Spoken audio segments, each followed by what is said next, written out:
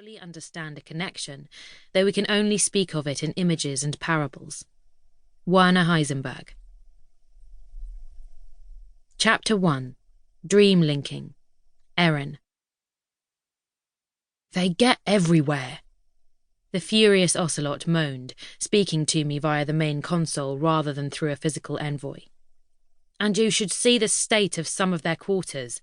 Clothes and empty plates all over the place. It's disgusting. The ocelot was a trailblazer. His job was to scout a path for the 1,000 arcs of the continuance. He was not, and he had taken every opportunity to point this out over the past few days, a passenger vessel. Usually, it was just the two of us out here, among the unnamed stars, exploring the territory ahead of the main fleet. Having another 3 bodies aboard made the place seem overcrowded. Once we'd located Shay and her ship, I wouldn't be sorry to say goodbye to this crew and reclaim my solitude. From my seat on the Ocelot's bridge, I stared out at the swirling, unreal light of the substrate. I knew Shay was out there somewhere, and I was going to find her. In the days since her ship's disappearance, I'd lobbied hard to be allowed to lead this follow-up mission. I'd called in favours and banged on desks, and finally been given the assignment, on the strict condition I also bring a team of experienced search and rescue personnel. But the Ocelot didn't like hauling passengers, and he made no secret of the fact. I'll have a word with them, I promised, and asked them to pick up after themselves a bit more. Please do. Green readouts on the windshield told me all the ship systems were operating within normal parameters. Despite his bitching, the Ocelot and I were still in sync. We were still functioning as an effective partnership. He remained the same old ship I had known for so long. I revelled in the familiar smell of the grease on the hydraulic arms supporting the cargo ramp, the clang of our footsteps on the metal grating set into the decks, and the ever-present grumble of the engines.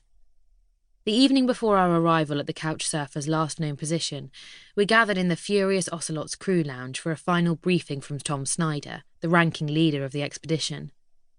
Food printers and a sink were set into one bulkhead, and a large screen into another. The rest of the wall space had been given over to equipment panels and overhead lockers. A hexagonal table took up one corner of the room. It doubled as an eating space and conference table. I sat with my hands curled around a coffee cup. The Ocelot's envoy sat to my left. He was a heavy-set, bald, blue-skinned man in a 3-piece suit the same colour as his complexion. Although physically human, he had no independent mind of his own, and it was the Ocelot that looked out from behind those cobalt eyes. The xenologist, Li Chen, sat beside him, with her back to the wall. She was somewhere in her 20s and slightly built, with purple hair and contact lenses to match. Alvin Torres, the skinny paramedic, sat opposite me, and Tom Snyder occupied the stool to my right. With all 5 of us in there at once, the lounge felt cramped. Okay, listen up, folks.